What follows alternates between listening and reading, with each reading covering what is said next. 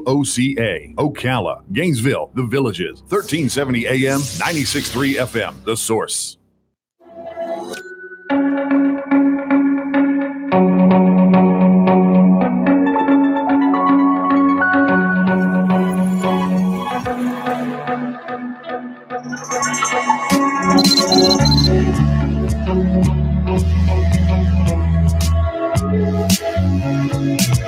All right, 5 minutes after 11 o'clock. Nice looking Friday, Robin. It's Friday. Yeah. That's always good. I just love when I forget that it's Friday and then all of a sudden I remember that it's Friday. Yeah. Kimberly Williams is on the phone. I've been looking forward to this interview since I found out we were going to speak to Kimberly. She is a unique trance channeler, a psychic medium, a medical intuitive spiritual teacher with gifts of the Holy Spirit, a psychic surgeon, and she had a near-death experience in 2013, and she's a hands-on healer. Oh my gosh, isn't this strange? I was just like the past week, every time I turn on the computer in the production room, there's on YouTube, there's a recommended near-death experience story. Yeah. Wow. Maybe I was being prepared for this interview. I think so. Kimberly Williams. Good morning, Kimberly. How are you? I'm fine. It's Kimberly Meredith, actually. Oh, I'm sorry. Kimberly Meredith. I have the wrong name. Oh, I'm sorry. That was my error. I'm sorry. It's okay. Kimberly, I'm sorry. Kimberly Meredith is my error. I apologize. Well, where are you? That's okay. Maybe I am a Kimberly Williams. Maybe it's one of my other spirits. One of my spirit guys. You guys maybe know. I don't even know. So, how are you guys? Good morning. Good. And where are you? Where are you calling from? I'm calling from Los Angeles, California. Okay. Yeah, it's nice to talk to you. Can we start with the near-death experience? What happened? Sure. Well, in 2013, I had a complete turn in my life. I was doing. I was nursing, and I was a medical consultant, and I was born with specific gifts in my life, but I had blinking eyes when I was a child. My eyes blink consistently right now. I'm a trance medium and healer. And they had went away as a little girl. And often people are born with special gifts, but I didn't know that they were gifts when I was really little because they had left. And in 2013, I was hit by a car. Oh my gosh. And people do have accidents, but this was a little bit different. And so in short, I had resisted the accident, and I didn't go into the hospital right away. Was walking around with a concussion. And many people, that are my clients. I have a very large practice in Sherman Oaks. Lots of people come in to me, and they often don't go into the hospital right away. And so I was walking around with a horrific concussion and working on a show I was really excited about as a medical consultant. And then I started vomiting and getting sicker and sicker until my neck couldn't move. And then I was rushed into the emergency room. And as I went into the emergency room, the doctor had said, her kidneys are failing. And so it's pretty bad. And then I had the code, and I had a near-death experience. And in the near-death experience, I was completely taken to the other side. And not only once, but twice, I was taken to the other side. What was that like? Amazing. Amazing. Beautiful and amazing. The first time I was taken to the other side was at the hospital. And then when I came home from the hospital, I was in a wheelchair and I couldn't walk, and I was destined to be in a wheelchair for the rest of my life. And I had a severe concussion. I don't know if you know what a hematoma is. Tell me. I'm sure I've heard it. I just I don't. It's a brain adhesion that you're swelling in the brain. Right. It's a constant headaches, and you can't. Couldn't lift my head up, and I was in severe pain. My legs were, I couldn't move my legs, and wow, very, very sick. Yeah. So I was destined to be on lots of medication and live this way for the rest of my life. I couldn't feel my arms and my legs were really bad. So to bring you to that point, I did something else, which was I had nurses and people helping me to recuperate. But when I left the hospital, after 2.5 months, I still was not in perfect shape.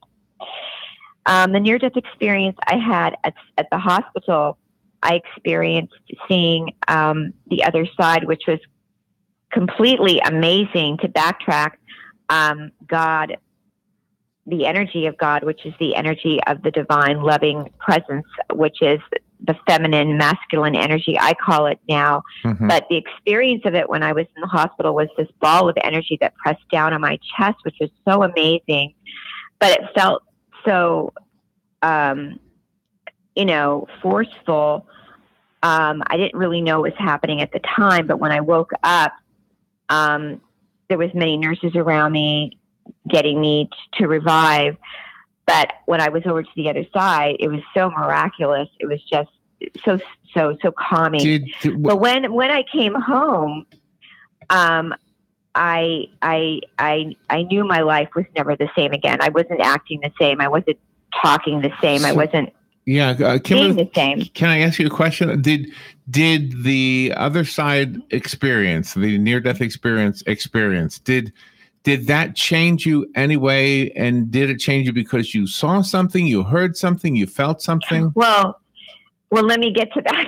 So when I came after that happened in the hospital, when I woke up, I knew then I was different. Like after I had 2 near-death experiences. The first one was in the hospital. And when I woke up after that, I couldn't move my legs. And they were shaking nonstop. No one could understand that. No doctors could understand the leg shaking. So I knew there was some kind of shift then. And then when I woke up, I knew I had seen the other side, because as I was in the near-death experience, I could see above myself, and I could see all the nurses working on me, and I had seen myself flatline. I had looked over to the side before I had gone over, and I saw all my vital signs. I don't know if you know what those are. They're like the vital signs. Oh yeah, we know that. I know that. Yeah, we know that. The machines. Yeah, the machines on the side, like the blood pressure, everything. I looked over, and they were all going down to 0. And as I went to 0, I went out. And then I remember seeing myself above everybody. Okay. And then I remember seeing all these figures to the other side, and then people I remember you knew? seeing, like ancestors a little bit. It was like really weird. It was like faces of like my great grandma. And then I remember seeing clouds, and then feeling like I just loved being there. It was calming and loving. And then I remember waking up and just feeling a very dense 3rd-dimensional energy, which is here. But it sounds like So then let me back up. Okay. Then when I get home, and then when I got home, I felt the reality of being here, which is the doctors telling me I wouldn't really walk and I couldn't hold. So what I'm trying to explain is that my near-death experience was that I was really, really injured when I woke up. I couldn't move my neck. I couldn't get off the couch. It was really bad. And I was on a lot of medications to like keep the swelling down off my brain and all this stuff. So I was very, very sick. So what ended up happening, to make this a short near-death experience explanation, is that I threw all my medications away. I was on oxycodone. I was on a lot of medications. And I threw the medications away. I turned it over to God. And then I said, I don't want to do that anymore, because I don't want to live like that, because it's not working. It was 2.5 months. And then I took my American Bulldog out for a walk, which he was 80 pounds at the time. And I had a nurse with me that was coming by to help me learn to walk. Well, I couldn't walk. Still, I was very weak, and I was in a wheelchair, and no one was around to help me walk the dog. And I took this American Bulldog out to the front of the porch here, out of my home here. And when I took the dog outside, which was very hard for me to get the dog out to the front porch, As I took the dog out to the front of my condominium here, I was 98 pounds. And as I walked the dog out to the front porch, a gardener came up with a blower. You know the blowers? Right. Yeah. He walked up with a blower, and I had just been out of the hospital maybe 3 months. I was gaining some strength. I was walking a little bit. Well, that's good. I asked him to move over, and he didn't. And as he didn't move over, my American Bulldog lunged forward towards him. Uh-oh. And as he lunged forward, my dog accidentally threw me back into the middle of the street. And as he threw me back in the middle of the street, I flew about 40 feet and cracked the back of my skull again into the street. Oh, man. Wow. And so when I did that, 40 feet. I hit the back of my skull again and cracked it right where I had my first hit into the head. Oh my God. And when I hit my head that time, I had my second hit, and my skull cracked open again, right where the same hematoma was. And at that point, my American Bulldog saved my life. He stood in the middle of the street while many cars, it's a very busy street where I live, Right. came towards and stopped. And at that point, I came above my body, and I was above, and I could see thousands of angels above me, and I saw heaven and hell. I could see below me dark, energetic fields below me, and I could see above me the most amazing, it was like unbelievable, amazing, beautiful, etheric, astral planes below me. Wow. Yeah, it was skeletons, and it's like a consciousness. It's like, yeah, wow, dark. That's scary. And so what happened is I laid in the street bleeding. I laid in the street. So that was like, so after that happened, the amazing news was that it went back to the hospital again. And then after that, within about 3 months after that, my eyes started blinking. Bleeding? And blinking. Blinking. Okay. And after that, my eyes started blinking. And I said, this is interesting. I used to blink when I was a little girl. And I said, that's strange, because my mother didn't like when my eyes used to blink. And she used to say, stop blinking, stop blinking. And I used to have healing. I used to remember healing my animals when I was little and doing all these healings with little animals and things. So to make a long story short, my eyes started blinking again. And I said, wow, this is interesting. My eyes are blinking now. So moving forward, if you want to ask me questions about my mediumship now and how I became a trance medium, that is how. Okay. All right. Oh my God. Excellent. Oh my God. Wow. Okay. So you had the gift before the accident, but somehow the accident kind of reinforced the mediumship for you? It wasn't. Basically, it wasn't an accident. There's no accidents. What you're supposed to be, you're chosen from the beginning. You come in this world. What should I call them? There's no accidents. It's a blessing. So blessings. So I should call the dog pulling you 40 feet into the street a blessing? It was. There's good and there's good and there's evil in this world. And so basically, the person that was holding that blower, he did the biggest blessing in the world. My dog was protecting me, and the man would not move aside, and he took the blower and he pushed it towards the dog, and my beautiful dog unfortunately did not make it. And he died there. Oh, the dog died? Your dog died? Yes. How did he die? I would rather not speak about it. Okay.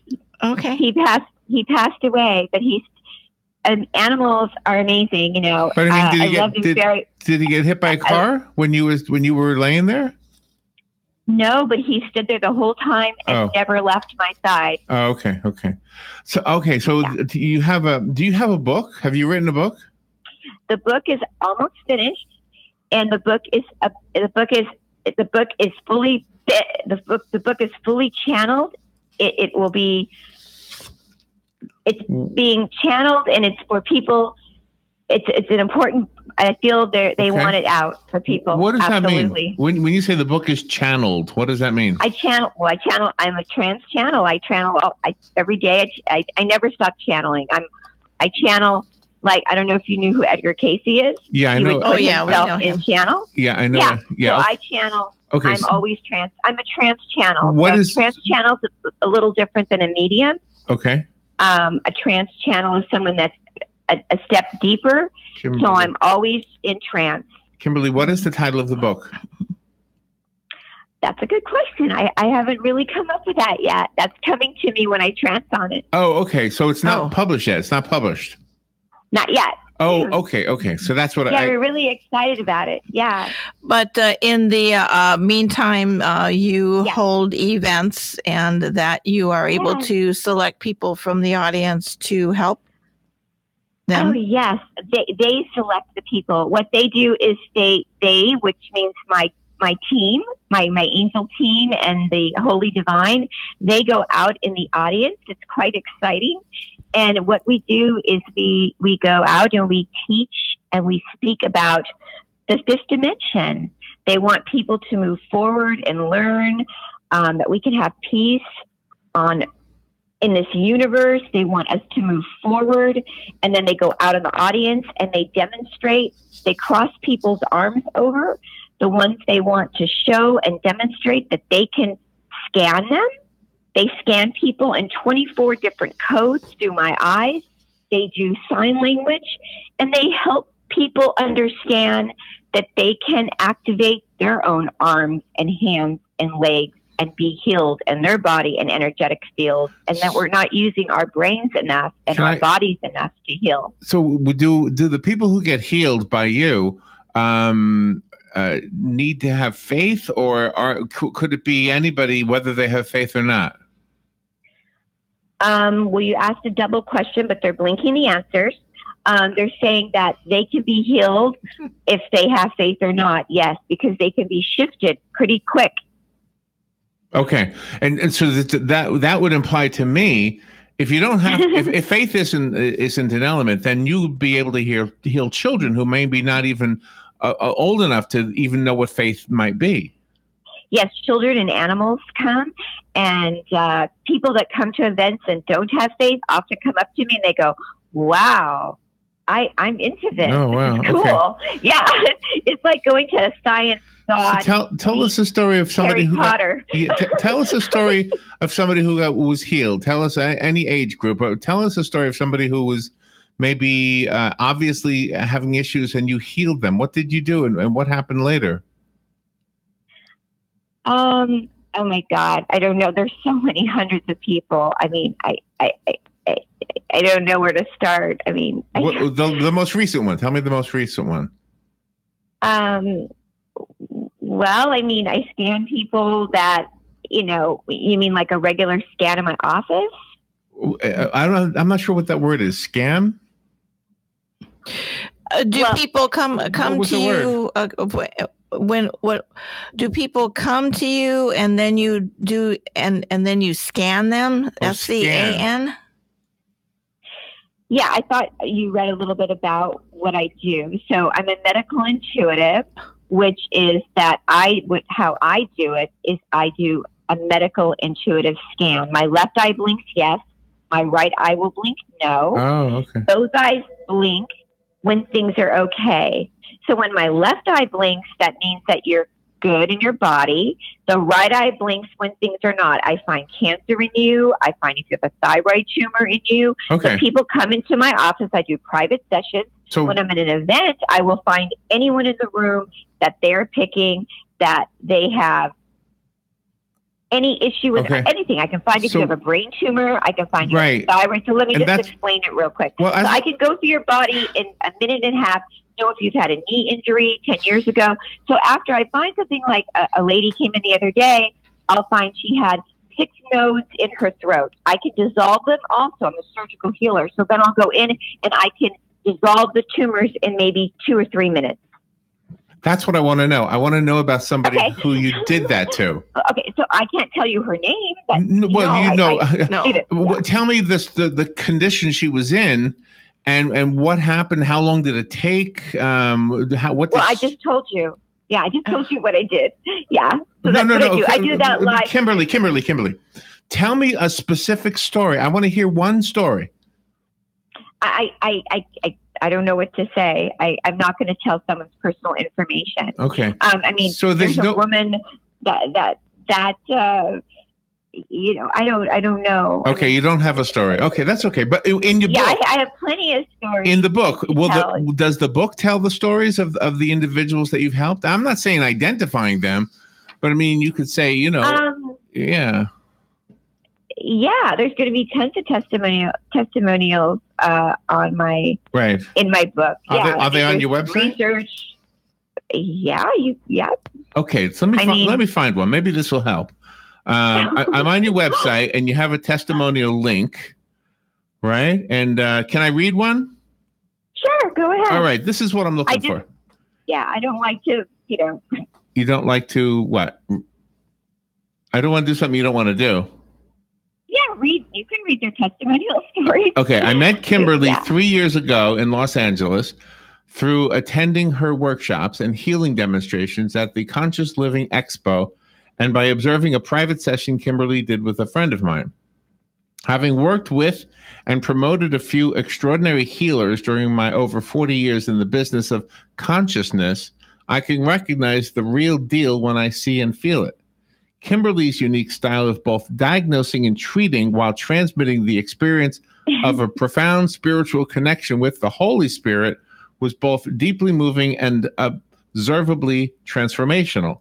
Unfortunately, since I live in the Bay Area, I have been unable to take advantage of the opportunities to be with Kimberly since then.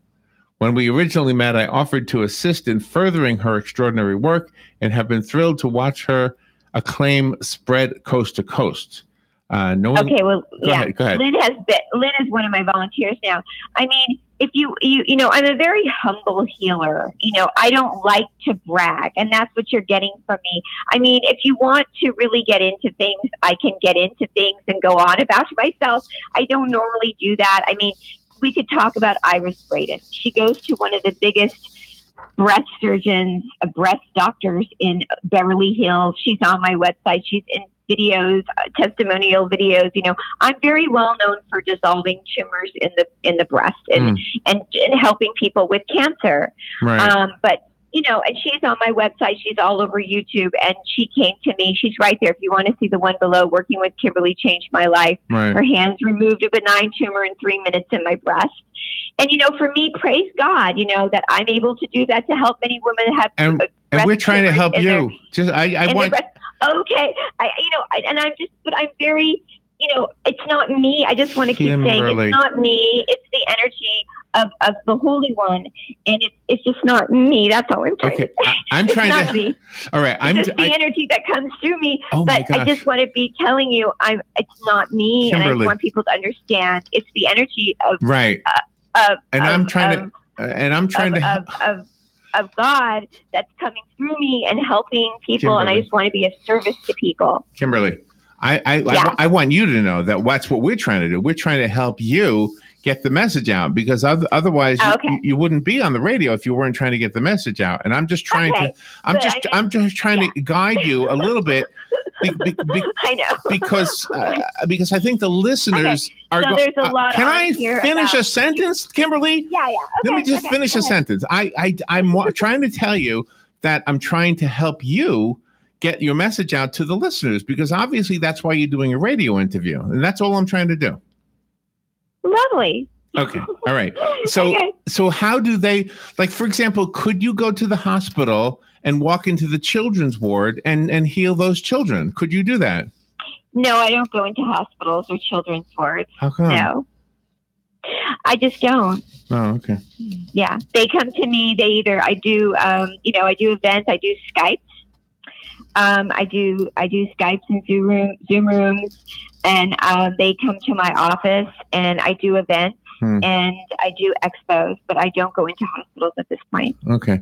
And does the Holy Spirit work through you all the time? Do you get a break? Like, does the Holy Spirit take lunch? How do you do this? No, we don't get breaks. We're always channeling. Do you charge? I mean, is there a fee associated with it? Yes, we do, but we do take donations. Yes, we do. Oh, okay. So when do you think the book will be available? I'm not sure. We're just finishing it up right now. But I do have a CD. Okay. I do have that on my site. All right. Yeah, I do have that for people. That's a start. Yeah. Okay. And what does the CD do? Is it music? No, it's spoken word. Okay. And it does have music to it. And I'm getting ready to make another CD. It helps people reach their higher consciousness. It's lovely. And a lot of people listen to it while they're in the hospital. And my Skypes are very powerful, too. I do Skyping all over the world, and many people love to do those. I do those on Fridays. And, people come in from all over to do the sessions with me in my office in Sherman Oaks. And I'm having an event in LA, and that's going to be really wonderful. All right. I have a lot of events. Now, today's Friday. What time are you doing it? I'm doing one in Sacramento coming up, and I'm doing one in Los Angeles. No, today's Friday. 29th. You said you do the Skype on Fridays. Today's Friday. Yeah, what time? Yeah, I do them all day. At 10 o'clock, I start. Okay, 10 o'clock. Okay. 10 o'clock tonight on Pacific time? Well, Skypes are already scheduled. Yeah, they're already scheduled. Okay, but can I watch you tonight? Today? Yeah. Oh, no, they're private Skype. Oh, private Oh, Skype. private. Okay, Oh, okay. Okay. So- Yeah, but I'd love to do a Skype with you. If you want to have a Skype with me, you can have a Skype with me. I thought I could tune into you tonight on 10 o'clock. Oh, that would be really nice. No, they're private Skype patients that are private. Okay. Kimberly.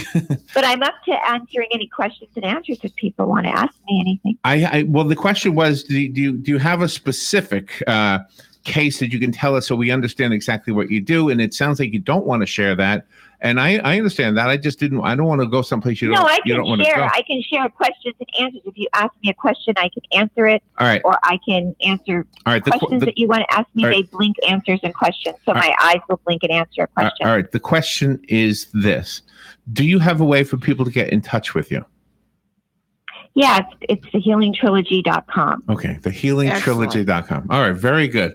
Well, you are a very exciting lady. I'm so glad that you are able to walk again and blink again.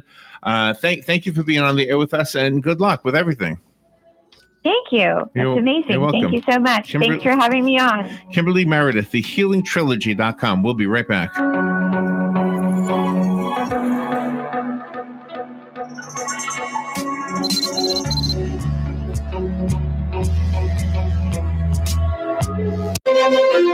Everybody knows that Bob Wines is literally the tree king. He has more trees, more variety, more sizes, and of course, the lowest prices on trees every day. But right now, during the best tree planting time of the year, Bob Wines has lowered the prices even more.